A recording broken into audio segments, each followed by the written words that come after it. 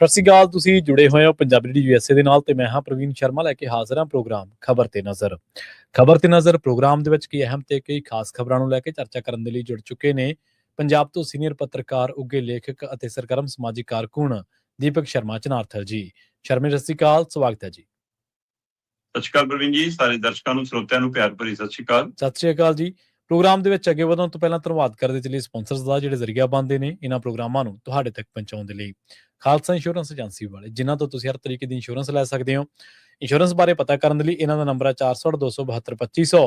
ਇਹ 1992 ਤੋਂ ਲਗਾਤਾਰ ਇੰਸ਼ੋਰੈਂਸ ਬਿਜ਼ਨਸ ਦੇ ਵਿੱਚ ਸ਼ਾਨਦਾਰ ਸੇਵਾਵਾਂ ਦੇ ਰਹੇ ਨੇ ਤੇ ਅਮਰੀਕਾ ਭਰ ਦੇ ਵਿੱਚ ਇੰਸ਼ੋਰੈਂਸ ਕਰਦੇ ਨੇ।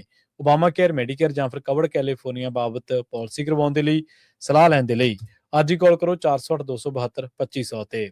ਟਰਕੀਅਨ ਇਮੀਗ੍ਰੇਸ਼ਨ ਲਾਅ ਫਰਮ ਵਾਲੇ ਜੇ ਟਰਕੀਆਣਾ, ਟੋਰਨ ਟਰਕੀਆਣਾ ਦੇ ਨਾਲ ਤੁਸੀਂ US ਇਮੀਗ੍ਰੇਸ਼ਨ ਬਾਬਤ ਕੋਈ ਵੀ ਸਲਾਹ ਕਰਨੀ ਹੈ, ਕੋਈ ਵੀ ਸਵਾਲ ਪੁੱਛਣਾ ਤੇ ਇਹਨਾਂ ਦਾ ਨੰਬਰ ਹੈ 415 909 0503। ਗੁਰਦੀਪ ਸਿੰਘ ਬਿਰਦੀ ਕਲੋਵਿਸ, ਮਨਦੀਪ ਸਿੰਘ ਸੈਨ ਹੋਜ਼ੇ, ਓਂਕਾਰ ਸਿੰਘ ਫਰੈਜ਼ਨੋ, ਗੁਰਨਾਮ ਸਿੰਘ ਐਂਟੀਲੋਪ, ਜਰਨੈਲ ਸਿੰਘ ਸਿਆਟਲ, ਮਨਦੀਪ ਢਿੱਲੋਂ ਯੂਨੀਵਰਸਿਟੀ ਤੇ ਲਾਲੀ ਸਿੰਘ ਗਰੇਵਾਲ ਫਰੀਮਾਉਂਟ ਤੋਂ। ਇਹਨਾਂ ਸਾਰੇ ਹੀ ਸਪਾਂਸਰਸ ਦਾ ਬਹੁਤ ਬਹੁਤ ਧੰਨਵਾਦ। ਤੇ ਜੇਕਰ ਤੁਸੀਂ ਵੀ ਪੰਜਾਬੀ USA ਦੇ ਇਹਨਾਂ ਪ੍ਰੋਗਰਾਮਾਂ ਨੂੰ ਸਪਾਂਸਰ ਕਰਨਾ ਚਾਹੁੰਦੇ ਹੋ ਤਾਂ ਸਟੂਡੀਓ ਦਾ ਨੰਬਰ ਹੈ 468 272 5200। ਅੱਜ ਦਾ ਖਬਰ ਤੇ ਨਜ਼ਰ ਪ੍ਰੋਗਰਾਮ ਸਾਲ 2026 ਦੀ 30 ਅਪ੍ਰੈਲ ਦਾ ਪ੍ਰੋਗਰਾਮ ਹੈ ਤੇ ਦਿਨ ਅੱਜ ਵੀਰਵਾਰ ਹੈ। ਖਬਰਾਂ ਦੇ ਵੱਲ ਆਈਏ ਤੇ ਸ਼ਰਮਾ ਜੀ ਗੱਲ ਕਰੀਏ ਭਗਵੰਤ ਮਾਨ ਦੀ। ਕਹਿੰਦੇ ਭਗਵੰਤ ਮਾਨ ਨੂੰ ਹੁਣ ਕੋਰਟ ਦੇ ਵਿੱਚੋਂ ਹਾਕ ਪਊਗੀ, ਭਗਵੰਤ ਮਾਨ ਹਾਜ਼ਰ ਹੋ। ਬਿਲਕੁਲ ਜੀ, ਅੱਜ 1 ਮਈ ਹੈ ਜੀ ਤੇ 1 ਮਈ ਨੂੰ ਭਗਵੰਤ ਮਾਨ ਹੋਰਾਂ ਦੀ ਪੇਸ਼ੀ ਹੈ ਮਾਨਸੇ ਚ, ਜਿਹੜਾ ਮਾਨਸਾ ਦੀ ਕੋਰਟ ਹੈ, ਸਥਾਨਕ ਕੋਰਟ। ਜੀ ਜੀ ਤੇ ਮਾਮਲਾ ਬੇਸ਼ੱਕ ਬਹੁਤ ਪੁਰਾਣਾ ਹੈ। ਨਾਜਰ ਸਿੰਘ ਮਾਨਸ਼ਾਹੀਆ ਹੋਰ ਹੀ ਆਮ ਆਦਮੀ ਪਾਰਟੀ ਦੇ MLA ਰਹੇ ਨੇ ਤੇ ਉਹ ਸਾਬਕਾ MLA ਜਦੋਂ ਪਾਰਟੀ ਬਦਲ ਕੇ ਗਏ ਕਈ ਸਾਥੀ ਤੇ ਉਹਨਾਂ ਚ ਨਾਜਰ ਮਾਨਸ਼ਾਹੀਆ ਵੀ ਸੀਗੇ, ਜਿਹਦੇ ਬਾਰੇ ਭਗਵੰਤ ਮਾਨ ਹੋਰਾਂ ਦਾ ਇੱਕ ਬਿਆਨ ਬੜਾ ਚਰਚਿਤ ਹੋਇਆ ਕਿ ਕਈ ਹਲਕੀਆਂ ਟਿੱਪਣੀਆਂ ਕਰਤੀਆਂ। ਉਹਦੇ ਵਿੱਚ ਇਹ ਵੀ ਕਹਿਤਾ ਕਿ ਤਾਂ ਪੈਸੇ ਲੈ ਕੇ ਗਏ ਨੇ ਜੀ ਜੀ ਤੇ ਇਸ ਗੱਲ ਨੂੰ ਉਹਨਾਂ ਨੇ ਦਿਲ ਤੇ ਲਿਆ ਤੇ ਉਹਨਾਂ ਨੇ ਅਦਾਲਤ ਦਾ ਬੂਹਾ ਖੜਕਾਤਾ। ਤੇ ਲੰਮੇ ਸਮੇਂ ਤੋਂ ਮੁੱਖ ਮੰਤਰੀ ਭਗਵੰਤ ਮਾਨ ਕੋਰਟ 'ਚ ਪੇਸ਼ ਹੋਣੋਂ ਬਚ ਰਹੇ ਨੇ, ਮਤਲਬ ਕੰਨੀ ਕਤਰਾਉਂਦੇ ਨੇ। 20 ਅਕਤੂਬਰ 2022 ਤੋਂ ਬਾਅਦ ਮੈਨੂੰ ਨਹੀਂ ਲੱਗਦਾ ਕਿ ਮੁੱਖ ਮੰਤਰੀ ਭਗਵੰਤ ਮਾਨ ਨੇ ਅਦਾਲਤ ਦਾ ਰੁਖ ਕੀਤਾ ਹੋਵੇ ਕਦੇ। ਤੇ ਪਿਛਲੀ ਪੇਸ਼ੀ ਜਿਹਦੀ ਅਪ੍ਰੈਲ ਮਹੀਨੇ 'ਚ ਪੈ ਕੇ ਹਟੀ ਆ ਤੇ ਉਸ ਪੇਸ਼ੀ ਤੇ ਵੀ ਕਹਿੰਦੇ ਕਿ ਇਹਨਾਂ ਨੇ ਜਿਹੜਾ ਜਵਾਬ ਭੇਜਿਆ ਉਹ ਅਦਾਲਤ ਨੂੰ ਤਸੱਲੀ ਬਖਸ਼ ਨਹੀਂ ਲੱਗਿਆ। ਠੀਕ ਹੈ। ਤੇ ਮਾਨਜੋ ਕੋਰਟ ਨੂੰ ਜਦੋਂ ਲੱਗਾ ਕਿ ਤਸੱਲੀ ਬਖਸ਼ ਨਹੀਂ ਹੈ ਤਾਂ ਉਹਨਾਂ ਨੇ ਅੱਜ ਦੀ ਤਰੀਕ ਪਾਈ ਹੋਈ ਹੈ 1 ਮਈ ਦੀ। ਤੇ 1 ਮਈ ਦੀ ਤਰੀਕ ਦੇ ਹਵਾਲਾ ਕਹਿੰਦੇ ਜਿਹੜਾ ਰੁਕਾ ਆਇਆ ਉਹ ਇਹ ਭੇਜ ਕੇ ਆਇਆ ਕਿ ਇਹ ਆਖਰੀ ਮੌਕਾ ਹੈ, ਆ ਜਾਓ, ਨਹੀਂ ਇਹ ਤੋਂ ਬਾਅਦ ਸਖਤ ਐਕਸ਼ਨ ਹੋਊਗਾ। ਹੁਣ ਸਖਤ ਐਕਸ਼ਨ ਕੀ, ਵਾਰੰਟ ਕੱਢੇ ਜਾ ਸਕਦੇ। ਸਹੀ ਹੈ। ਸੋ ਇਸ ਲਈ ਇਹ ਪਹਿਲੂ ਬਹੁਤ ਅਹਿਮ ਹੈ ਕਿ ਅੱਜ ਜਿਹੜਾ ਸੈਸ਼ਨ ਰੱਖਿਆ ਕਿਤੇ ਕਿ ਉਹ ਆਪਣੇ ਆਪ ਨੂੰ ਬਚਾਉਣ ਲਈ ਤਾਂ ਰੱਖਿਆ ਕਿ ਹੁਣ ਇਹ ਫਾਰਮੂਲਾ ਤਾਂ ਚੱਲ ਸਕਦਾ ਨਾ ਕਿ ਜੀ ਅੱਜ ਦਾ ਸੈਸ਼ਨ ਆ, ਮੈਂ ਮੁੱਖ ਮੰਤਰੀ ਜੀ, ਮੇਰੇ ਤਾਂ ਉੱਥੇ ਜਾਣਾ ਜ਼ਰੂਰੀ ਹੈ। ਪਰ ਹੁਣ ਇਹ ਦੇਖਣ ਵਾਲੀ ਗੱਲ ਹੋਏਗੀ ਕਿ ਹੁੰਦਾ ਕੀ ਹੈ ਉੱਥੇ। ਪਰ ਹਾਕ ਜ਼ਰੂਰ ਪੈਣੀ ਹੈ ਜੀ ਅੱਜ ਕਿ ਹਾਂ ਸਰਦਾਰ ਭਗਵੰਤ ਸਿੰਘ ਮਾਨ ਹਾਜ਼ਰ ਹੋ। ਸੋਹਣੇ ਹਾਜ਼ਰ ਹੁੰਦੇ ਨੇ ਜਾਂ ਗੈਰ ਹਾਜ਼ਰ ਰਹਿੰਦੇ ਨੇ, ਫਿਰ ਅੱਗੇ ਮਾਮਲਾ ਕਿਵੇਂ ਵੱਧਦਾ ਇਹ ਦੇਖਣ ਵਾਲੀ ਗੱਲ ਹੋਏਗੀ। ਪਰ ਜੇ ਸਖਤੀ ਹੋਈ ਤਾਂ ਮੁੱਖ ਮੰਤਰੀ ਭਗਵੰਤ ਮਾਨ ਦੀਆਂ ਮੁਸ਼ਕਲਾਂ ਵੱਧ ਵੀ ਸਕਦੀਆਂ। ਵੈਸੇ ਅਦਾਲਤਾਂ ਇਸ ਚੀਜ਼ ਨੂੰ ਮਤਲਬ ਕਿਵੇਂ ਧਿਆਨ 'ਚ ਰੱਖਦੀਆਂ ਨੇ ਉਹਨਾਂ ਦੇ ਉੱਤੇ ਹੈ। ਤੇ ਪਰ ਪਤਾ ਇਹ ਲੱਗ ਰਿਹਾ ਕਿ ਇੱਧਰ ਤਰੀਕਾਂ ਤੇ ਜਾਣ ਤੋਂ ਬਚਦੇ ਸੀ ਤੇ ਉੱਧਰ ਕਹਿੰਦੇ ਬੰਦੇ ਭੇਜ ਕੇ ਇਹ ਵੀ ਕਹਿੰਦੇ ਸੀ ਕਿ ਸਮਝੌਤਾ ਕਰ ਲਓ, ਛੱਡੋ ਹੁਣ। ਪਰ ਕਹਿੰਦੇ ਕਿ ਨਾਜਰ ਸਿੰਘ ਮਾਨਸ਼ਾਹੀਆ ਹੁਣ ਇਸ ਗੱਲ ਤੇ ਅੜੇ ਨਿਕਲਣ, ਸਮਝੌਤਾ ਨਹੀਂ ਕਰਨਾ। ਦੇਖਦੇ ਹਾਂ, ਫਿਰ ਪ੍ਰਕਿਰਿਆ ਲੰਬੀ ਵੀ ਚੱਲ ਜਾਂਦੀ ਹੈ, ਕਈ ਵਾਰ ਉੱਪਰਲੀਆਂ ਅਦਾਲਤਾਂ ਤੱਕ ਵੀ ਜਾਣਾ ਪੈ ਜਾਂਦਾ। ਸੋ ਇਹ ਕਿੱਧਰ ਨੂੰ ਜਾਏਗੀ ਗੱਲ, ਇਹ ਦੇਖਣ ਵਾਲੀ ਗੱਲ ਹੈ। ਪਰ ਅੱਜ ਮੁੱਖ ਮੰਤਰੀ ਪੇਸ਼ ਹੁੰਦੇ ਨਜ਼ਰ ਨਹੀਂ ਆਉਂਦੇ ਜਿਸ ਤਰੀਕੇ ਨਾਲ ਉਹਨਾਂ ਨੇ ਸੈਸ਼ਨ ਬੁਲਾਇਆ। ਤੇ ਜੇ ਪੇਸ਼ ਨਹੀਂ ਹੁੰਦੇ ਫਿਰ ਮਾਨਯੋਗ ਅਦਾਲਤ ਅਗਲਾ ਐਕਸ਼ਨ ਕੀ ਲੈਂਦੀ ਹੈ, ਦੇਖਣ ਵਾਲੀ ਗੱਲ ਹੋਈ।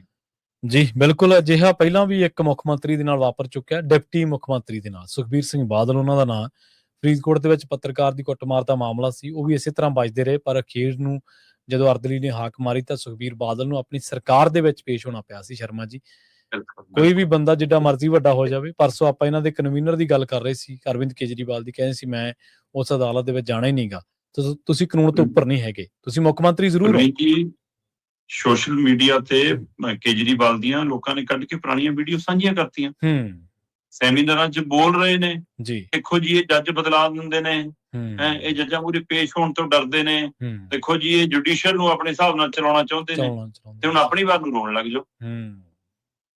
ਜੀ ਸਹੀ ਹੈ, ਬਿਲਕੁਲ। ਅਗਲੀ ਗੱਲ ਕਰੀਏ ਸ਼ਰਮਾ ਜੀ, ਵਿਧਾਇਕਾਂ ਦੀ। 29 ਵਿਧਾਇਕ ਕਹਿੰਦੇ ਗੈਰ ਹਾਜ਼ਰ ਸੀਗੇ। ਅੱਜ ਸੈਸ਼ਨ ਦੇ ਵਿੱਚ ਵੀ ਇਹਦਾ ਸੰਕਟ ਕੋਈ ਨਜ਼ਰ ਆ ਸਕਦਾ ਜਾਂ ਮੂਹਰੇ ਸੰਕਟ ਆ ਸਕਦਾ?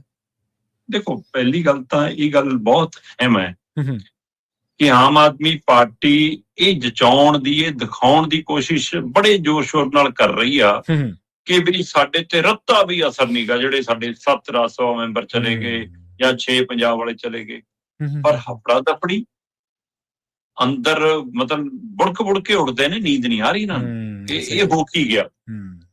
ਕਿਉਂਕਿ ਜਿਹੜੇ ਬੰਦੇ ਨੱਕ ਦਾ ਵਾਲ ਸੀ ਕੇਜਰੀਵਾਲ ਦੇ, ਜਿਨ੍ਹਾਂ ਤੇ ਅੰਨਾ ਭਰੋਸਾ ਸੀ, ਜਿਨ੍ਹਾਂ ਨੂੰ ਬਿਨਾਂ ਚੋਣ ਬਿਨਾਂ ਜਿੱਤਿਆਂ ਸੂਬੇ ਸੌਂਪਤੇ ਸੀ, ਠੀਕ ਹੈ ਨਾ, ਤੇ ਹੁਣ ਉਹ ਏਦਾਂ ਕਰ ਗਏ ਤੇ ਫਿਰ ਸਮਝ ਤੋਂ ਪਰਿਆ ਕਿ ਹੁਣ ਕਰੇ ਕੀ ਕੇਜਰੀਵਾਲ।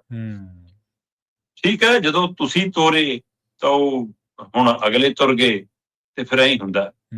ਪਰ ਸਵਾਲ ਇਹ ਤੋਂ ਵੱਡਾ ਇਸ ਲਈ ਹੈ ਕਿ ਆਮ ਆਦਮੀ ਪਾਰਟੀ ਨੇ ਜਲੰਧਰ 'ਚ ਸੱਦੀ ਸੀ ਵਿਧਾਇਕਾਂ ਦੀ ਬੈਠਕ ਜੀ, ਕਿ ਵੀ ਆਪਾਂ ਇਹਨਾਂ ਦੀ ਨਬਜ਼ ਟਟੋਲ ਲਈਏ, ਆਪਾਂ ਟੈਸਟ ਕਰਕੇ ਦੇਖ ਲਈਏ ਤੇ ਮਾੜਾ ਮੋਟਾ ਸਮਝਾ ਬੁਝਾ ਲਈਏ।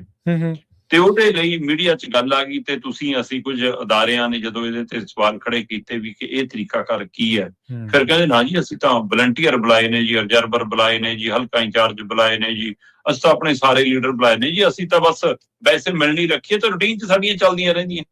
ਫਿਰ ਉਹਨੂੰ ਇਸ ਰੂਪ 'ਚ ਬਦਲਿਆ ਜੀ, ਜਲੰਧਰ ਪਹੁੰਚਦਿਆਂ ਫਿਰ ਉਹਨੂੰ ਇਸ ਰੂਪ 'ਚ ਬਦਲਿਆ ਕਿ ਆਪਾਂ ਮੀਟਿੰਗ ਕਰੋ ਹੀ ਨਾ ਉਵੇਂ ਦੀ।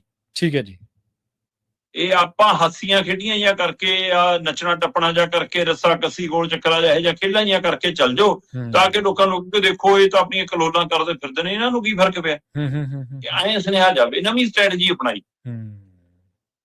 ਪਰ ਉਹ ਸਟ੍ਰੈਟਜੀ ਦੀ ਹਵਾ ਇਸ ਕਦਰ ਨਿਕਲੀ ਕਿ ਆਮ ਆਦਮੀ ਪਾਰਟੀ ਦੇ ਸੁਪਰੀਮੋ ਕੇਜਰੀਵਾਲ, ਮਨੀਸ਼ ਸਿਸੋਦੀਆ, ਉਹਨਾਂ ਲੀਡਰਾਂ ਨੂੰ ਹਾਕ ਮਾਰ ਜਿਨ੍ਹਾਂ ਨੂੰ ਟਿਕਟਾਂ ਦਿੱਤੀਆਂ ਹੋਣ ਤੇ ਜਿਨ੍ਹਾਂ ਨੇ ਅਗਲੀ ਵਾਰ ਟਿਕਟਾਂ ਫੇਰ ਲੈਣੀਆਂ ਹੋਣ ਤੇ ਉਹਨਾਂ ਚੋਂ 32-34 ਬੰਦੇ ਆਉਣੇ ਨਾ। ਤੇ ਏਦਾਂ ਕਿਵੇਂ ਹੋ ਗਿਆ? ਤਾਂ ਨੰਗੇ ਪੈਰੀ ਦਿੱਲੀ ਤੱਕ ਜਾਂਦੇ ਸੀ। ਸਹੀ ਤਾਂ ਸੜਕਾਂ ਤੇ ਬੈਠ ਕੇ ਧਰਨਾ ਲਾਉਣ ਤੱਕ ਜਾਂਦੇ ਸੀ ਕੇਜਰੀਵਾਲ ਲਈ। ਜੀ ਜੀ, ਤੇ ਉਹ ਹੁਣ ਇੱਥੇ ਕਿਉਂ ਨਾ ਜਾਣ? ਸਵਾਲ ਤਾਂ ਇਹ ਹੈ। ਜਾਣਕਾਰੀ ਤਾਂ ਮਿਲ ਰਹੀ ਹੈ ਕਿ ਜਲੰਧਰ ਦੇ ਵਿੱਚ 32 ਤੋਂ 34 ਐਮਐਲਏ ਆਮ ਆਦਮੀ ਪਾਰਟੀ ਤੇ ਗੈਰ ਹਾਜ਼ਰ ਰਹੇ। ਪਰ ਜੇ ਮਨੀਸ਼ ਸਿਸੋਦੀਆ ਦੀ ਸੁਣੀਏ ਤਾਂ ਉਹ ਕਹਿੰਦੇ ਅਸੀਂ ਸਾਰੇ ਐ ਥੋੜਾ ਸੱਦੇ ਸੀ, ਅਸੀਂ ਕਿਹੜਾ ਸੁਨੇਹੇ ਲਾਏ ਸੀ, ਆਪਣੇ ਆਪ ਸੀ ਜਿਹਨੇ ਆਉਣਾ ਸੀ, ਐ ਸੀ ਵਾਹ ਸੀ। 65 ਐਮਐਲਏ ਆਏ ਆ ਕਹਿੰਦੇ। ਜੇ 65 ਆਏ ਤਾਂ 29 ਨਹੀਂ ਆਏ। ਸਹੀ ਹੈ। ਇੱਥੇ ਰੌਲਾ ਪਈ ਜਾਂਦਾ 40 ਚੱਲੇ, 60 ਚੱਲੇ, 65 ਚੱਲੇ। ਤੇ ਜੇ 29 ਨਹੀਂ ਆਏ ਤਾਂ ਕੀ ਉਹ ਨਾਰਾਜ਼ ਨੇ ਜਾਂ ਉਹ ਨਿਰਾਸ਼ ਨੇ? ਜੇ ਤਾਂ ਉਹ ਨਾਰਾਜ਼ ਨੇ ਫਿਰ ਉਹ ਪਾਰਟੀ ਬਦਲ ਸਕਦੇ ਆ। ਜੇ ਨਿਰਾਸ਼ ਨੇ ਫਿਰ ਉਹਨਾਂ ਨੂੰ ਮਨਾਇਆ ਸਮਝਾਇਆ ਜਾ ਸਕਦਾ। ਇਸ ਸਮੇਂ ਲੋਕ ਸਭਾ 'ਚ ਇਹਨਾਂ ਕੋਲ 3 ਐਮਪੀ ਨੇ, ਰਾਜ ਸਭਾ 'ਚ ਇਹਨਾਂ ਕੋਲ 1 ਐਮਪੀ ਹੈ ਇਸ ਸਮੇਂ ਪੰਜਾਬ 'ਚੋਂ। ਜੀ। ਵੈਸੇ ਤਾਂ ਸੰਤ ਬਲਵੀਰ ਸਿੰਘ ਸੀਚੇਵਾਲ, ਭਗਵੰਤ ਮਾਨ ਦੇ ਕੋਟੇ 'ਚੋਂ ਰਾਜ ਸਭਾ ਬਣੇ ਸੀ, ਉਹਨਾਂ ਦੇ ਕਹੇ ਤੇ ਇੱਕੋ ਇੱਕ ਟਿਕਟ ਦਿੱਤੀ ਗਈ ਸੀ। ਉਹ ਟਿਕੇ ਹੋਏ ਨੇ ਤੇ ਇਸ ਲਈ ਭਗਵੰਤ ਮਾਨ ਅੰਦਰ ਥਾਪੀਆਂ ਤਾਂ ਮਾਰ ਦੇਣਾ ਕੇਜਰੀਵਾਲ ਨੂੰ, ਦੇਖੋ ਤੁਸੀਂ ਜਿਹੜੇ ਬੰਦੇ ਭੇਜੇ ਸੀ ਤੁਹਾਡੇ ਵਾਲੇ ਕੀ ਕਰ ਗਏ, ਜਿਹੜੇ ਮੈਂ ਭੇਜਿਆ ਮੇਰੇ ਵਾਲਾ ਦੇਖੋ। ਪਰ ਤਾਂ ਵੀ ਬਲਵੀਰ ਸਿੰਘ ਸੀਚੇਵਾਲ ਕਹਿੰਦੇ ਸੀ ਕਿ ਮੈਂ ਪਾਰਟੀ ਨਾਲ ਨਹੀਂ ਹੈਗਾ, ਵੀ ਮੈਂ ਪਾਰਟੀ ਦਾ ਬੰਦਾ ਨਹੀਂ, ਮੈਂ ਠੀਕ ਹੈ ਰਾਜ ਸਭਾ ਜਾ ਰਿਹਾ। ਪਰ ਫਿਰ ਵੀ ਹੁਣ ਜਿਹੇ ਜਿਹਾ ਉਹਨਾਂ ਨੇ ਬਿਆਨਬਾਜ਼ੀ ਦਿੱਤੀ, ਲਗਭਗ ਉਹ ਪਾਰਟੀ ਦੀ ਜਾਂ ਪੱਖ ਦੇ ਨਜ਼ਰ ਆਏ ਪੂਰੀ ਤਰ੍ਹਾਂ। ਪਰ ਉਹ ਜਨਾਬ ਵੀ ਜਲੰਧਰ ਤਾਂ ਨਹੀਂ ਗਏ। 3 ਲੋਕ ਸਭਾ ਮੈਂਬਰ ਨੇ, ਤਿੰਨਾਂ ਚੋਂ ਇੱਕ ਬੀਜੇਪੀ ਤੋਂ ਆਇਆ ਹੋਇਆ, ਇੱਕ ਕਾਂਗਰਸ ਚੋਂ ਆਇਆ, ਇੱਕ ਚਲੋ ਇਹਨਾਂ ਦੇ ਪਲੇਟਫਾਰਮ ਤੋਂ ਸ਼ੁਰੂ ਹੋਇਆ। ਸੋ ਤਿੰਨਾਂ ਚੋਂ ਜਿਹੜਾ ਕਾਂਗਰਸ ਤੋਂ ਆਇਆ ਚੱਬਿਆਲ, ਉਹ ਤਾਂ ਆਇਆ, ਪਰ ਮਾਲਵਿੰਦਰ ਕੰਗ ਤੇ ਮੀਤ ਹੇਅਰ ਨਹੀਂ ਹੈ। 3 ਮੰਤਰੀ ਗੈਰ ਹਾਜ਼ਰ ਰਹੇ ਇਹਨਾਂ ਦੇ। ਜੀ, ਮਤਲਬ ਜਿੱਥੇ ਸਪੀਕਰ ਸਾਹਿਬ ਗੋਲ ਚੱਕਰਾ ਪਾ ਕੇ ਨੱਚ ਰਹੇ ਹੋਣ ਤੇ ਉੱਥੇ 3 ਮੰਤਰੀ ਗੈਰ ਹਾਜ਼ਰ ਰਹਿ ਜਾਣ ਤਾਂ ਨਜ਼ਰ ਤਾਂ ਗਈ ਹੋਣੀ ਮਨੀਸ਼ ਸਿਸੋਦੀਆ ਦੀ, ਸਿਟੀ ਵਾਲੇ ਰੈਫਰੀ ਦੀ, ਕਿ ਉਹ ਕਿਉਂ ਨਹੀਂ ਆਏ। ਸਹੀ ਹੈ, ਬਿਲਕੁਲ। ਹੁਣ ਉਹਨਾਂ ਦੇ ਵਿੱਚ ਇੱਕ ਹੈਗਾ ਜੀ ਹਰਪਾਲ ਚੀਮਾ, ਇੱਕ ਹੈਗਾ ਜੀ ਹਰਜੋਤ ਬੈਂਸ, ਤੇ ਤੀਜਾ ਹੈਗਾ ਸੰਜੀਵ ਅਰੋੜਾ। ਜੀ, ਹੁਣ ਹਰਪਾਲ ਚੀਮਾ ਨਾ ਆਵੇ, ਹਰਜੋਤ ਬੈਂਸ ਨਾ ਆਵੇ ਤਾਂ ਲੋਕ ਸਿੱਧਾ ਸ਼ੱਕ ਨਹੀਂ ਕਰਦੇ। ਲੋਕ ਕਹਿੰਦੇ ਵੀ ਤਾਂ ਖਾਸਮ ਖਾਸ ਨੇ, ਇਹ ਤਾਂ ਠੀਕ ਹੈ ਜੀ, ਰੂਟੀਨ 'ਚ ਕੰਮ ਸੀ ਜੀ, ਮੀਟਿੰਗ ਸੀ ਜੀ। ਮੈਂ ਕਹਿੰਦਾ ਕੰਮ ਇਕੱਲੇ 2 ਜਣਿਆਂ ਨੂੰ ਕਿਉਂ, 4 ਨੂੰ, 5 ਨੂੰ, 10 ਨੂੰ ਹੋ ਸਕਦਾ, ਪਰ 29 ਨੂੰ ਜੇ ਇਹਨਾਂ ਦੀ ਗਿਣਤੀ ਦੇ ਹਿਸਾਬ ਨਾਲ ਚੱਲੀਏ ਤਾਂ 29 ਨੂੰ ਮਨੀਸ਼ ਸਿਸੋਦੀਆ ਦੇ ਸੱਦੇ ਤੋਂ ਬੜਾ ਕੰਮ ਕਿਹੜਾ ਹੋ ਗਿਆ ਇਹਨਾਂ ਦੇ ਹਿਸਾਬ ਨਾਲ ਜੇ ਆਪਾਂ ਲਾਉਣਾ ਹੋਵੇ, ਜਿਹਦੇ ਸੱਦੇ ਤੇ। ਕਿਉਂਕਿ ਪੰਜਾਬ ਤਾਂ ਇਹਨਾਂ ਦੀ ਹੈ ਹੀ ਨਹੀਂਗਾ, ਸਰਕਾਰ ਤਾਂ ਇਹਨਾਂ ਦੀ ਹੈ ਹੀ ਨਹੀਂ, ਇਹਨਾਂ ਲਈ ਤਾਂ ਸਾਰਾ ਕੁਝ ਹੈਗੇ ਨੇ ਕੇਜਰੀਵਾਲ, ਮਨੀਸ਼ ਸਿਸੋਦੀਆ, ਭਗਵੰਤ ਮਾਨ ਹੀ ਨੇ ਨਾ। ਜੀ, ਸਹੀ ਹੈ, ਸਹੀ। ਤੇ ਫਿਰ ਜੇ ਉਹਨਾਂ ਦੇ ਸੱਦੇ ਤੇ ਵੀ ਨਹੀਂ ਗਏ, ਮੁੱਖ ਮੰਤਰੀ ਖੁਦ ਨਹੀਂ ਗਏ, ਬੇਸ਼ੱਕ ਆਨਲਾਈਨ ਹਾਜ਼ਰੀ ਭਰ ਲਈ, ਪਰ ਸਿੱਧਾ ਮੀਟਿੰਗ 'ਚ ਮੁੱਖ ਮੰਤਰੀ ਵੀ ਨਹੀਂ ਗਏ, ਨਹੀਂ। ਪਰ ਮੁੱਖ ਮੰਤਰੀ ਹਾਜ਼ਰ ਤਾਂ ਹੋ ਗਏ ਨਾ, ਪਰ ਇਹ ਤਾਂ ਗੈਰ ਹਾਜ਼ਰ ਰਹੇ। ਜੀ ਹੁਣ ਤੁਸੀਂ ਹਰਜੋਤ ਬੈਂਸ ਨੂੰ ਤੇ ਜੇ ਉਹਨੂੰ ਹਰਪਾਲ ਚੀਮਾ ਨੂੰ ਇੱਕ ਪਾਸੇ ਰੱਖ ਲਓ ਤਾਂ ਸੰਜੀਵ ਅਰੋੜਾ ਦੇ ਨਾਂ ਆਉਣ ਕਰਕੇ ਸਵਾਲ ਖੜਾ ਹੋ ਗਿਆ।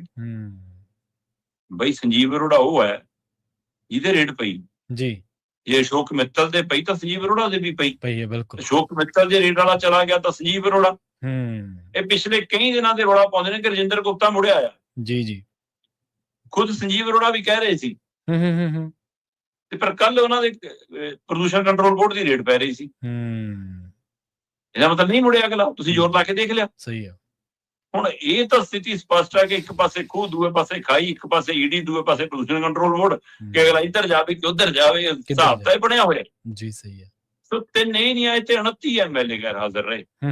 ਇਸ ਗੱਲ ਨੇ ਆਮ ਆਦਮੀ ਪਾਰਟੀ ਦੀ ਹਾਈ ਕਮਾਂਡ ਦਾ ਫਿਕਰ ਵਧਾਇਆ। ਅੱਜ 1 ਤਰੀਕ ਹੈ ਜੀ, ਅੱਜ ਮਜ਼ਦੂਰ ਦਿਵਸ ਦੇ ਨਾਂ ਤੇ ਸੈਸ਼ਨ ਹੈ। ਕੇਂਦਰ ਵੱਲੋਂ ਮਜ਼ਦੂਰਾਂ ਖਿਲਾਫ ਲਿਆਂਦੇ ਗਏ ਜਿਹੜੇ ਕਾਨੂੰਨ ਨੇ ਉਹਨਾਂ ਦਾ ਤੁਸੀਂ ਵਿਰੋਧ ਨਹੀਂ ਕਰ ਪਾਏ। ਅੱਜ ਦੇਖ ਲੈਣੇ ਕਿੰਨੀ ਚਾਰਜੋਈ ਕਰਦੇ ਹੋ, ਕੋਈ ਦਮ ਰੱਖਦੇ ਹੋ, ਹੈਨਾ। ਉਹਨਾਂ ਦੀ ਬੇਸ ਵਧਾਉਣ ਦੇ ਲਈ ਤੁਸੀਂ ਕੀ ਕਰਦੇ ਹੋ ਦੇਖ ਲੈਣੇ ਅੱਜ। ਸਹੀ ਹੈ, ਠੀਕ ਹੈ ਨਾ। ਜਾਂ ਆਪਣੀਆਂ ਕੁਰਸੀਆਂ ਬਚਾਉਣ ਲਈ ਲੜੋਗੇ। ਅਸਲ 'ਚ ਕਹਿੰਦੇ ਜੀ ਅੱਜ ਭਰੋਸਗੀ ਮਤਾ ਲਿਆਉਣ ਦੀ ਤਿਆਰੀ ਹੈ ਜੀ, ਤੇ ਭਰੋਸਗੀ ਮਤਾ ਲਿਆਉਣ ਤੋਂ ਬਾਅਦ ਫਿਰ 6 ਮਹੀਨੇ ਫਿਕਰ ਨਹੀਂ ਗਾ ਕੋਈ। ਬਕਾਇਦਾ ਤੌਰ ਤੇ ਪ੍ਰਵੀਨ ਜੀ ਵਿਪ ਜਾਰੀ ਕੀਤਾ ਹੈ ਆਮ ਆਦਮੀ ਪਾਰਟੀ ਦੇ ਸਾਰੇ ਐਮਐਲਏ ਨੂੰ ਹਾਜ਼ਰ ਰਹਿਣ ਲਈ। ਦੇਖ ਲਓ, ਬੁਲਾ ਰਹੇ ਹੋ ਤੁਸੀਂ ਵਿਸ਼ੇਸ਼ ਸੈਸ਼ਨ ਮਜ਼ਦੂਰਾਂ ਦੇ ਨਾਂ ਤੇ ਜਾਰੀ ਕਰ ਰਹੇ ਹੋ। ਵਿਪ ਜਾਰੀ ਕਰਨ ਵਾਲੀ ਕੀ ਲੋੜ ਪੈ ਗਈ? ਦੇਖ ਲਓ। ਹਾਂਜੀ, ਮਤਲਬ ਤੁਹਾਨੂੰ ਡਰ ਲੱਗਦਾ ਕਿ ਸਾਡੀ ਗਿਣਤੀ ਟੁੱਟ ਜੂਗੀ, ਅੰਦਰੋਂ ਅਸੀਂ ਬਹੁਮਤ ਤੋਂ ਪਿੱਛੇ ਨਾ ਰਹਿ ਜਾਈਏ, ਕਿਤੇ ਪਰੇਡ ਕਰਾਉਣੀ ਨਾ ਪੈ ਜਾਵੇ। ਇਹ ਸਥਿਤੀ ਹੈ ਜੀ। ਸਹੀ ਹੈ। ਸਾਨੀ ਸਾਹਿਬ ਫਲਕਾਰੀ ਪਾ ਰਹੇ ਨੇ ਅਮਿਤ ਸ਼ਾਹ ਨੂੰ ਕੱਲ। ਮਤਲਬ ਅਗਲੇ ਨੇ ਦੱਸਤਾ ਕਿ ਮੈਂ ਤਾਂ ਹੁਣ ਬੀਜੇਪੀ 'ਚ ਹਾਂ। ਜਿਹੜੇ ਨਹੀਂ ਦਿਖੇ ਉਹ ਹੁਣ ਏਦਾਂ ਲਿਖ ਰਹੇ ਨੇ, ਰਜਿੰਦਰ ਗੁਪਤਾ ਤੁਸੀਂ ਰੇਡ ਮਾਰਤੀ ਹੈ ਨਾ। ਉਹ ਸਵਾਤੀ ਮਾਲੀਵਾਲ ਵੀ ਸ਼ਾਮਲ ਹੋਏ ਹੀ ਜਾ ਕੇ, 3 ਪਹਿਲਾਂ ਸ਼ਾਮਲ ਹੋ ਲਏ ਸੀ ਜੀ। ਹੈ ਇੱਧਰ ਮਤਲਬ ਕਿ ਜੇ ਤੁਸੀਂ ਗੱਲ ਕਰੋ ਕੁਲਤਾਰ ਸਿੰਘ ਸੰਧਵਾ ਕੇਜਰੀਵਾਲ ਦੀ ਚੌਂਕੀ ਭਰ ਕੇ ਆਏ ਨੇ ਕੱਲ। ਮਤਲਬ ਸੈਸ਼ਨ ਪੰਜਾਬ ਵਿਧਾਨ ਸਭਾ ਦਾ ਜਾਂਦੇ ਦਿੱਲੀ ਹੈ, ਤੁਸੀਂ ਟੀਕਾ ਲਵਾਉਣ ਉੱਥੇ ਜਾ ਰਹੇ ਹੋ। ਸਹੀ ਹੈ, ਬਿਲਕੁਲ। ਨੁਕਤਾ ਲੈਣ ਉੱਥੇ ਜਾ ਰਹੇ। ਮਤਲਬ ਇਹ ਹੁੰਦਾ ਨਾ ਜੀ ਕਿ ਮੈਂ ਜੀ ਆਇਆ ਮੱਥਾ ਟੇਕਣ, ਜੀ ਮੈਨੂੰ ਆਸ਼ੀਰਵਾਦ ਦੇ ਦਿਓ ਕਿ ਜੀ ਸਵੇਰੇ ਸਾਨੂੰ ਸਫਲਤਾ ਮਿਲ ਜਾਵੇ। ਉਹ ਆਸ਼ੀਰਵਾਦ ਲੈਣ ਗਏ ਸੀ ਕੇਜਰੀਵਾਲ ਜੀ। ਸਹੀ ਹੈ। ਜਾਂ ਇਹ ਕਹਿਣਗੇ ਸੀ ਕਿ ਦੇਖਿਓ ਜੀ ਬਾਕੀ ਤੁਹਾਡੇ 93 ਯਕੀਨ ਵਾਲੇ ਨਹੀਂ, ਸਭ ਤੋਂ ਵੱਧ ਮੈਂ ਯਕੀਨ ਵਾਲਾ। ਜੇ ਕੁਝ ਬਦਲੀ ਕਰਨੀ ਹੋ ਮੇਰੇ ਕੋਲ ਨਹੀਂ, ਦੇਖ ਲਓ। ਬਹੁਤ ਵਾਰ ਕੋਸ਼ਿਸ਼ ਹੋ ਲਈ ਕਿ ਮੈਨੂੰ ਮੁੱਖ ਮੰਤਰੀ ਦੀ ਕੁਰਸੀ ਮਿਲ ਜਾਏ, ਨਹੀਂ ਵਾਰੀ ਆ ਰਹੀ। ਸੋ ਫਿਰ ਉਹ ਯਕੀਨ ਦਿਵਾਉਣਗੇ ਸੀ ਕਿ ਮੈਂ ਹੀ ਸਭ ਤੋਂ ਖਾਸਮ ਖਾਸਾ, ਮੈਂ ਹੀ ਭਰੋਸੇਯੋਗ ਹਾਂ, ਮੈਂ ਹੀ ਸੱਚਾ ਸੇਵਕ ਹਾਂ ਜੀ ਤੁਹਾਡਾ, ਮੇਰੇ ਤੇ ਨਜ਼ਰਸਾਨੀ ਕਰ ਦੋ। ਜਾਂ ਅੱਜ ਦੇ ਲਈ ਕੋਈ ਨਵਾਂ ਫਰਮਾਨ ਆਇਆ ਉੱਥੋਂ ਜੀ। ਸੋ ਇਸ ਲਈ ਵਿਪ ਜਾਰੀ ਹੋਣ ਦਾ ਮਤਲਬ ਇਹਨਾਂ ਨੂੰ ਡਰ ਹੈਗਾ ਕਿ ਜਿਹੜੇ 29 ਉੱਥੇ ਨਹੀਂ ਆਏ ਕਿਤੇ ਇੱਥੇ ਵੀ ਨਾ ਆਉਣ, ਸਾਡੇ ਲਈ ਨਵਾਂ ਖਤਰਾ ਨਾ ਖੜਾ ਹੋ ਜਾਵੇ, 29 ਚੋਂ ਗਿਣਤੀ ਵਧਣ। ਮੈਂ ਕਹਿੰਦਾ ਕਿ ਇਹ ਐਮਐਲਏ ਉਹੀ ਜਿਹੀ ਸਥਿਤੀ 'ਚ ਨਹੀਂ ਹੈਗੇ ਜੀ ਕਿ ਹਾਂ ਇਹ ਆਪਣੀਆਂ ਕੁਰਸੀਆਂ ਛੱਡ ਕੇ ਕਿਸੇ ਪਾਸੇ ਚਲੇ ਜਾਣ। ਜਿਮਨੀ ਚੋਣ 'ਚ ਬੀਜੇਪੀ ਵੀ ਨਹੀਂ ਪੈਣਾ ਚਾਹੂਗੀ ਤੇ ਪੰਜਾਬ 'ਚ ਉਹਨੂੰ ਪਤਾ ਕਿ ਚੋਣਾਂ ਮੂਹਰੇ ਨੁਕਸਾਨ ਹੈ। ਰਾਸ਼ਟਰਪਤੀ ਰਾਜ ਦੀਆਂ ਗੱਲਾਂ ਚੱਲੀ ਜਾਂਦੀਆਂ ਹਨਾ, ਰੰਧਾਵਾ ਬੋਲੀ ਜਾਂਦੇ ਨੇ, ਕੁਛ ਉਹੀ ਜੀ ਸੰਭਾਵਨਾ ਨਹੀਂ ਲੱਗਦੀ ਜੀ ਕਿਉਂਕਿ ਬੀਜੇਪੀ ਨੂੰ ਬਾਜੀ ਪੁੱਠੀ ਪਊਗੀ। ਸਹੀ। ਪਰ ਇੰਨੀ ਸੱਚ ਹੈ ਕਿ ਜੇ ਬੀਜੇਪੀ ਨਾਲ ਲਿਜਾਣਾ ਚਾਹਵੇ ਤਾਂ ਇਹ ਤਾਂ ਉਹ ਫਿਲਮਾਂ ਜਿਹਾ ਸੀਨ ਹੁੰਦਾ ਨਾ ਕਿ ਉੱਪਰੋਂ ਹੈਲੀਕਾਪਟਰ ਤੋਂ ਫਿਰ ਉਹ ਪੌੜੀ ਜੀ ਸੱਟਦੇ ਨੇ ਤੇ ਫਿਰ ਉਹਨੂੰ 2 ਜਣੇ ਲੰਕ ਜਾਂਦੇ ਨੇ। ਇਹ ਤਾਂ 93 ਦੇ 93 ਲੰਕ ਜਾਣ, 94 ਦੇ 94 ਲੰਕ ਜਾਣ, ਜੇ ਅਗਲੇ ਪੌੜੀ ਸਿੱਟਣ। ਤਾਂ ਸਹੀ ਗੱਲ ਹੈ, ਬਿਲਕੁਲ ਜੀ। ਜੇ ਤੁਸੀਂ ਉਹ ਗੱਲ ਕਰ ਰਹੇ ਸੀ ਨਾ ਨਜ਼ਰਾਂ ਦੀ, ਦੇਖੋ ਜੇ ਬੰਦੇ ਦੇ ਮਨ 'ਚ ਕਾਣ ਹੋਵੇ ਤਾਂ ਨਜ਼ਰਾਂ ਚਰਾਉਂਦਾ, ਤੇ ਜਦੋਂ ਕੋਈ ਗਾਉਂ ਹੋਵੇ ਤਾਂ ਨਜ਼ਰਾਂ 'ਚ ਆਉਂਦਾ। ਇਹ ਸਪੀਕਰ ਸਾਹਿਬ ਦੂਜੀ ਕੈਟਾਗਰੀ ਦੇ ਵਿੱਚ ਡਿੱਗਦੇ ਨੇ। ਅਗਲੀ ਗੱਲ ਕਰ ਲਈਏ ਇਹਨਾਂ ਦੀ ਇੱਕ ਸਤਾਰੇ ਦੀ, ਜਿਹਨੂੰ ਬੜਾ ਹੁੱਬ ਕੇ ਭੇਜਿਆ ਸੀ ਰਾਜ ਸਭਾ, ਤੇ ਅੱਜ ਕੱਲ ਉਹ ਹਾਈ ਕੋਰਟ ਪਹੁੰਚ ਗਏ ਨੇ, ਕਿਸੇ ਹੋਰ ਦੇ ਖਿਲਾਫ ਨਹੀਂ, ਇਹਨਾਂ ਦੇ ਖਿਲਾਫ। ਹਰਭਜਨ ਸਿੰਘ ਭੱਜੀ ਕਰੈਕਟਰ ਜੀ। ਦੇਖੋ ਇਹ ਵੀ ਹੁਣ ਤੁਸੀਂ ਕਹੋ ਨਾ ਕਿ ਅਗਲੇ ਨੇ ਵੀ ਸਾਬਤ ਕਰਤਾ ਨਾ ਕਿ ਮੈਂ ਤਾਂ ਬੀਜੇਪੀ 'ਚ ਹੁਣ। ਸਹੀ ਹੈ। ਵੈਸੇ ਇਹ ਗੱਲਾਂ ਉਹਨਾਂ ਨੂੰ ਸਾਬਤ ਨਹੀਂ ਕਰਨੀਆਂ ਪਈਆਂ, ਸਾਬਤ ਆਮ ਆਦਮੀ ਪਾਰਟੀ ਨੇ ਕੀਤਾ। ਰਜਿੰਦਰ ਗੁਪਤਾ ਬਾਰੇ ਨਾਲ ਰੌਲਾ ਪਾਇਆ ਕਿ ਉਹ ਵਾਪਸ ਮੁੜਿਆ ਜੀ, ਉਹ ਨਹੀਂ ਗਿਆ ਜੀ, ਰੇਡ ਕਰਾ ਕੇ ਵੀ ਸਾਬਤ ਕਰਤਾ ਕਿ ਤੁਹਾਡੀ ਨਹੀਂ ਮੰਨ ਰਿਹਾ ਗਿਆ। ਸਹੀ ਹੈ।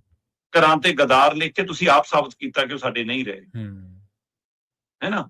ਮਤਲਬ ਤੁਸੀਂ ਕਿਸੇ ਨੂੰ ਲੈ ਕੇ ਆਵੋ ਤਾਂ ਉਹ ਤੁਹਾਡੇ ਹਵਾਲੇ ਨਾਲ ਸਮਝਦਾਰ ਬੰਦਾ, ਤੇ ਦੂਜਾ ਕੋਈ ਕਿਸੇ ਦੂਜੀ ਪਾਰਟੀ ਜਾਵੇ ਤਾਂ ਫਿਰ ਉਹ ਗਦਾਰ। ਮਤਲਬ ਬੀਜੇਪੀ ਕੋਈ ਪੰਜਾਬ ਦਾ ਭਲਾ ਕਰਨ ਨਹੀਂ ਆ ਰਹੀ। ਸਭ ਨੂੰ ਪਤਾ ਹੈ ਕਿ ਉਹਦਾ ਤਰੀਕਾਕਾਰ ਕੀ ਹੈ, ਕਿਹੋ ਜਿਹੀ ਹੈ ਨਾ, ਮਤਲਬ ਉਹਦੀ ਨੀਤੀ ਹੈ, ਕਿਹੋ ਜਿਹਾ ਉਹਦਾ ਸਿਧਾਂਤ ਹੈ। ਪਰ ਉਹਦੇ ਬਾਵਜੂਦ ਵੀ ਅਗਲੇ ਡੰਡੇ ਜ਼ੋਰ ਤੇ ਲੈ ਕੇ ਜਾ ਰਹੇ ਨੇ। ਕਿਉਂ ਲੈ ਕੇ ਜਾ ਰਹੇ ਨੇ? ਕਿਉਂਕਿ ਤੁਹਾਡੇ ਕੋਲ ਵਿਚਾਰਧਾਰਕ ਬੰਦੇ ਨਹੀਂ ਸੀ, ਤੁਹਾਡੇ ਕੋਲ ਕੋਈ ਸਿਧਾਂਤ ਨਹੀਂ ਹੈ। ਤੁਸੀਂ ਜਗਾੜੂ ਰਾਜਨੀਤੀ ਕਰਨ ਆਏ ਸੀ, ਤੇ ਜਗਾੜੂ ਰਾਜਨੀਤੀ ਤੁਸੀਂ ਇਹੋ ਜਿਹੇ ਹੀਰੇ ਲੱਭੇ ਹੈ ਨਾ, ਜਿਨ੍ਹਾਂ ਦਾ ਕੰਮ ਹੀ ਵਪਾਰ ਕਰਨਾ, ਫਿਰ ਅਗਲੇ ਸੌਦਾ ਕਰ ਗਏ। ਸਹੀ ਗੱਲ, ਬਿਲਕੁਲ। ਹੁਣ ਤੁਸੀਂ ਫੇਰ ਸਾਬਤ ਕੀਤਾ ਇਸ ਗੱਲ ਨਾਲ ਕਿ ਉਹਦੀ ਸਿਕਿਉਰਿਟੀ ਹਟਾ ਜੀ ਸਾਰਾ ਕੁਝ, ਤੇ ਇਹਦੇ ਨਾਲ ਹੋ ਗਿਆ ਕਿ ਹਾਂ ਤੁਹਾਡਾ ਨਹੀਂ ਆ ਅਗਲਾ। ਪਰ ਸਵਾਲ ਵੱਡਾ ਇਹ ਆ ਕਿ ਸਿਕਿਉਰਿਟੀ ਦੀ ਭੁੱਖ ਕੈਸੀ ਆ ਸਾਡੇ ਲੋਕਾਂ ਦੇ ਮਨਾਂ 'ਚ। ਜੀ ਜੀ, ਸਹੀ ਆ। ਇੱਥੋਂ ਵਿਦੇਸ਼ਾਂ ਤੋਂ ਆਪਣੇ ਕਈ ਸਾਥੀ ਆਉਂਦੇ ਨੇ, ਉੱਥੇ ਚਾਹੇ ਸਵੇਰੇ ਝੋਲਾ ਚੱਕ ਕੇ ਕੋਈ ਕਿਰਤ ਕਰਨ ਜਾਂਦੇ ਹੋਣ, ਕਿਰਤ ਕਿਸੇ ਤਰ੍ਹਾਂ ਦੀ ਮਾੜੀ ਨਹੀਂ ਹੁੰਦੀ। ਸਹੀ ਹੈ, ਬਿਲਕੁਲ। ਪਰ ਇੱਥੇ ਆ ਕੇ ਤੁਸੀਂ ਆਪਣੇ ਆਪ ਨੂੰ ਇਹ ਦਿਖਾਓ ਕਿ ਉੱਥੇ ਤਾਂ ਮੇਰੇ ਅੰਡਰ ਇੰਨਾ ਬੰਦਾ ਕੰਮ ਕਰਦਾ, ਮੈਂ ਤਾਂ ਮਾਲਕ ਹੈ ਜੀ, ਮੈਂ ਉੱਥੋਂ ਬੈਠ ਕੇ ਪੰਜਾਬ ਦੀ ਰਾਜਨੀਤੀ ਚਲਾਉਣਾ ਜੀ।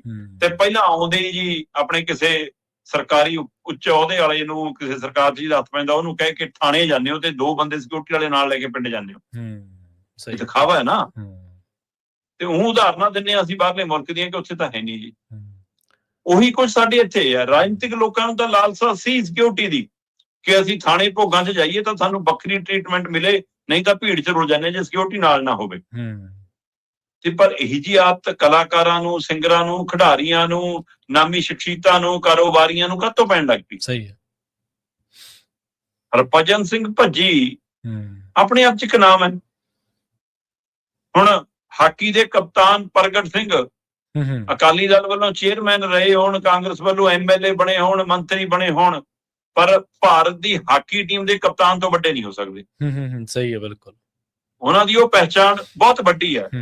ਹਰਭਜਨ ਸਿੰਘ ਭੱਜੀ ਭਾਰਤੀ ਕ੍ਰਿਕਟ ਟੀਮ ਦਾ ਇੱਕ ਵੱਡਾ ਨਾਮ ਰਿਹਾ, ਇਹ ਉਹਦਾ ਮਾਣ ਵੱਡਾ ਰਹਿਣਾ। ਉਹਦੇ ਇਹ ਸਿਕਿਉਰਿਟੀਆਂ, ਇਹ ਰਾਜ ਸਭਾ, ਇਹ ਸਾਰਾ ਕੁਝ ਉਹਦੇ ਲਈ ਬਹੁਤ ਛੋਟਾ ਹੈ। ਸਹੀ ਹੈ। ਪਰ ਤੁਸੀਂ ਆਪ ਕਿੰਨੇ ਛੋਟੇ ਹੋ ਸਾਬਤ ਕਰ ਦਿਓ ਇਹ ਜਿਹੀਆਂ ਚੀਜ਼ਾਂ 'ਚ ਫਸ ਕੇ। ਤੇ ਤੁਸੀਂ ਸਾਬਤ ਕੀਤਾ ਕਿ ਜੀ ਮੇਰੀ ਸਿਕਿਉਰਿਟੀ ਹਟਾਤੀ ਪੰਜਾਬ ਪੁਲਿਸ ਵਾਲੀ, ਤੇ ਜੀ ਇਸ ਲਈ ਮੈਂ ਤਾਂ ਸਿਕਿਉਰਿਟੀ ਦੇ ਲਈ ਹਾਈ ਕੋਰਟ ਤੱਕ ਜਾਊਂਗਾ। ਬਈ ਤੁਸੀਂ ਤਾਂ ਉਹੀ ਪ੍ਰਾਈਵੇਟ ਬਾਉਂਸਰ ਬਥੇਰੇ ਰੱਖੇ ਹੁੰਦੇ ਨੇ ਜੀ। ਸਹੀ ਆ। ਤੇ ਜਿੱਦਣ ਸਿਕਿਉਰਿਟੀ ਹਟਾਈ ਉਦੋਂ ਤੁਹਾਨੂੰ CRPF ਦੇਤੀ ਕੇਂਦਰ। ਉਹ ਕਹਿੰਦਾ ਨਾ 22+ ਸਿਕਿਉਰਿਟੀ ਸੀ ਮੇਰੀ, ਉਹੀ ਜਿਹੀ ਚਾਹੀਦੀ ਆ ਮੈਨੂੰ ਤਾਂ। ਉਹ ਐ ਕਮਾਂਡੋ ਵਾਲੀ ਵਰਦੀਆਂ ਜਿਹੇ ਵਾਲੇ ਚਾਹੀਦੇ ਨੇ ਮੈਨੂੰ ਤਾਂ, ਮਤਲਬ।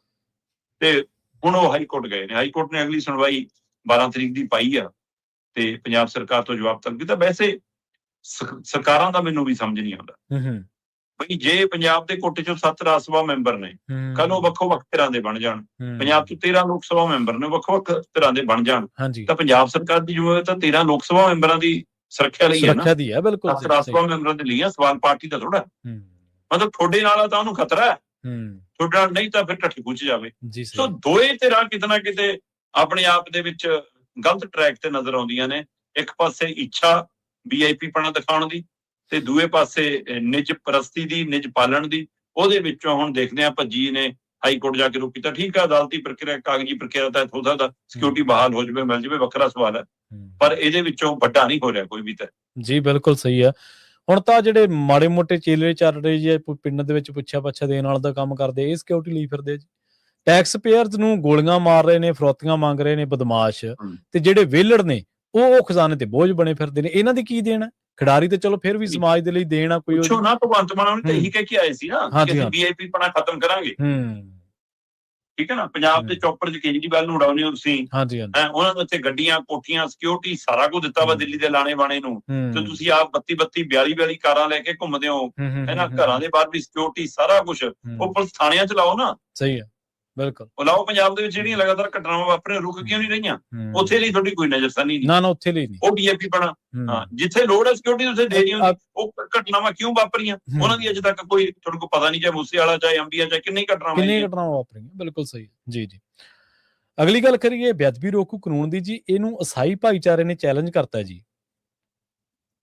ਪ੍ਰਵੀਨ ਜੀ, ਜਿਸ ਦਿਨ ਦਾ ਇਹ ਕਾਨੂੰਨ ਹੋਂਦ 'ਚ ਆਇਆ, ਹਾਂਜੀ, ਕਾਨੂੰਨ ਬਣਨ ਤੋਂ ਬਾਅਦ ਕਈ ਧਿਰਾਂ ਵੱਖ-ਵੱਖ ਰਾਏ ਲੈ ਕੇ ਇਹਦੇ ਉੱਤੇ ਆਪੋ ਆਪਣਾ ਮੰਥਨ ਕਰਦੀ।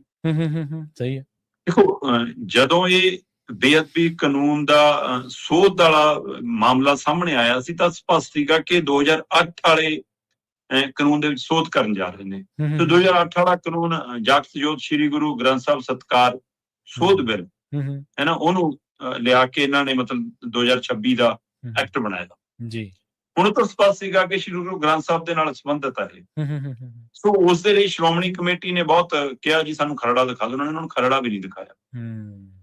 ਕਾਨੂੰਨ ਬਣ ਗਿਆ, ਨੋਟੀਫਿਕੇਸ਼ਨ ਹੋ ਗਿਆ, ਲਾਗੂ ਵਾਲੀ ਪ੍ਰਕਿਰਿਆ 'ਚ ਆ ਗਿਆ, ਤੇ ਸ਼੍ਰੋਮਣੀ ਕਮੇਟੀ ਜੇ ਉਹਨਾਂ ਨੂੰ ਲੱਗਦਾ ਸੀਗਾ ਵੀ ਕਿ ਇਹ ਕਾਨੂੰਨ ਸਿੱਖ ਕੌਮ ਦੇ ਅਨੁਸਾਰ, ਸਿੱਖ ਧਰਮ ਦੇ ਅਨੁਸਾਰ, ਸਿੱਖ ਮਰਿਆਦਾ ਦੇ ਅਨੁਸਾਰ ਸਹੀ ਨਹੀਂ ਹੈਗਾ ਤਾਂ ਫਿਰ ਖੁੱਲ੍ਹ ਕੇ ਸਵਾਲ ਕਰਦੇ ਨਾ।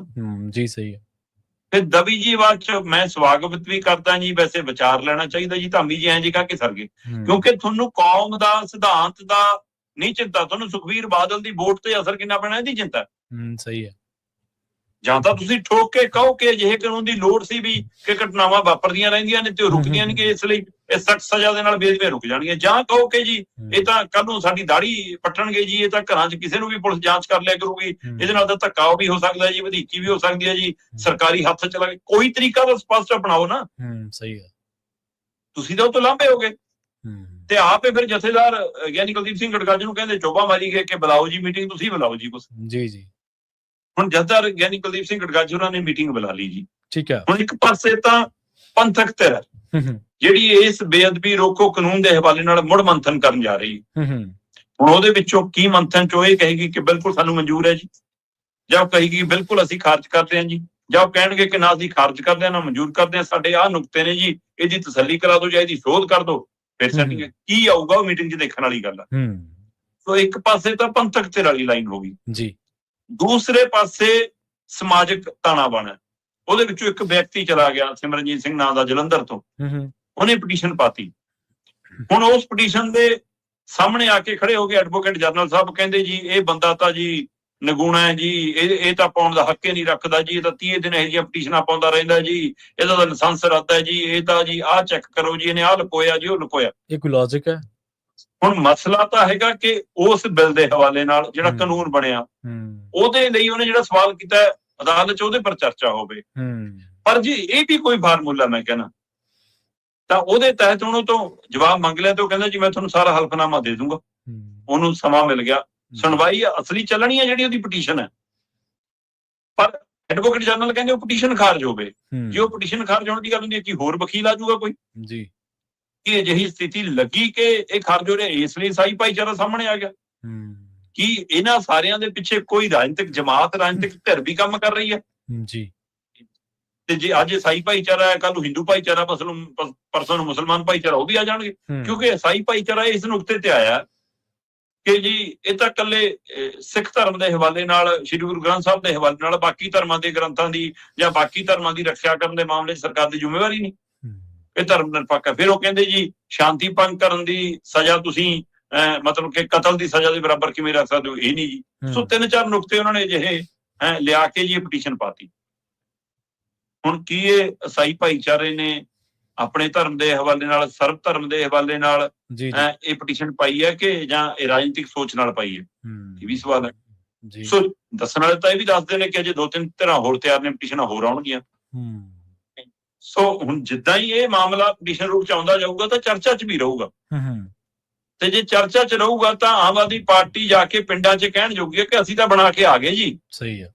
ਹੁਣ ਆਹ ਲੋਕ ਤੰਗ ਕਰਦੇ ਆ ਜੀ, ਇਹ ਨਹੀਂ ਕਰ ਦਿੰਦੇ, ਅਸੀਂ ਤਾਂ ਕਾਨੂੰਨ ਬਣਾਤਾ। ਹੁਣ ਉਹ ਇਸ ਚੀਜ਼ ਨੂੰ ਬੜਾ ਕਰਨਾ ਚਾਹੁੰਦੇ ਨੇ। ਬਹਿਬਲ ਕਲਾਂ ਬਰਗਾੜੀ ਵਾਲੇ ਮਾਮਲਿਆਂ 'ਚ ਉਹਨਾਂ ਘਟਨਾਕ੍ਰਮ ਦੇ ਮਾਮਲੇ 'ਚ ਇਨਸਾਫ ਨਹੀਂ ਦੇ ਸਕੇ, ਉਹਨੂੰ ਲੁਕਾਉਣਾ ਵੀ ਚਾਹੁੰਦੇ ਨੇ। ਸੋ ਜੇ ਇਹ ਪਹਿਲੂ ਬੜੇ ਹੁੰਦੇ ਨੇ ਤਾਂ ਉਹਨਾਂ ਦਾ ਕੰਮ ਹੋਰ ਸੁਖਾਲਾ ਵੀ ਹੁੰਦਾ। ਸਹੀ। ਸੋ ਇਸ ਲਈ ਇਹ ਅਜੇ ਬਹੁਤ ਰੋਲ ਘਚੋਲਾ, ਪੰਥਕ ਹਵਾਲੇ ਨਾਲ ਵੀ, ਬਾਕੀ ਧਰਮਾਂ ਦੇ ਹਵਾਲੇ ਨਾਲ ਵੀ ਤੇ ਕਾਨੂੰਨੀ ਪ੍ਰਕਿਰਿਆ ਦੇ ਹਵਾਲੇ ਨਾਲ ਵੀ। ਕੁੱਲ ਮਿਲਾ ਕੇ ਤਿੰਨੋਂ ਰਾਹ ਜਾ ਕੇ 2027 ਦੀਆਂ ਚੋਣਾਂ 'ਚ ਤੁਹਾਨੂੰ ਸਟੇਜਾਂ ਤੋਂ ਦੇਖਣਗੇ। ਇਸ ਨੂੰ 2027 ਦੀਆਂ ਚੋਣਾਂ ਦੇ ਵਿੱਚ ਮੁੱਦੇ ਵਜੋਂ ਕੋਈ ਧਿਰ ਆਪਣੇ ਹਵਾਲੇ ਨਾਲ ਵਰਤਣਾ ਚਾਹੁੰਦੀ ਹੈ, ਕੋਈ ਆਪਣੇ ਹਵਾਲੇ ਨਾਲ, ਪਰ ਖੁੱਲ ਕੇ ਵਿਰੋਧ ਵੀ ਨਹੀਂ ਕਰ ਪਾ ਰਹੇ ਤੇ ਸਿੱਧੇ ਰੂਪ 'ਚ ਹੱਕ 'ਚ ਵੀ ਨਹੀਂ ਆ ਪਾ ਰਹੇ।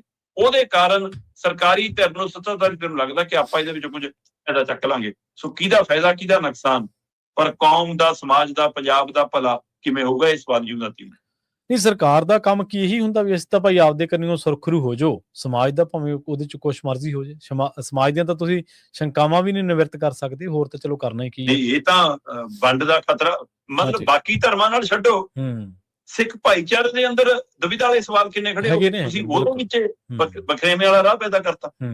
ਸਹੀ ਹੈ। ਅਗਲੀ ਗੱਲ ਕਰੀਏ ਜਾਂਦੇ ਕੌਮਾਂਤਰੀ ਪੱਧਰ ਦੇ ਉੱਤੇ ਵਾਪਰ ਰਹੀਆਂ ਘਟਨਾਵਾਂ ਦੇ ਬਾਰੇ, ਜਿਨ੍ਹਾਂ ਦਾ ਇਮਕਾਨ ਵੀ ਸੀ, ਜਿਨ੍ਹਾਂ ਦੀ ਸੰਭਾਵਨਾ ਵੀ ਆਪਾਂ ਲਗਾਤਾਰ ਜਤਾ ਰਹੇ ਸੀਗੇ।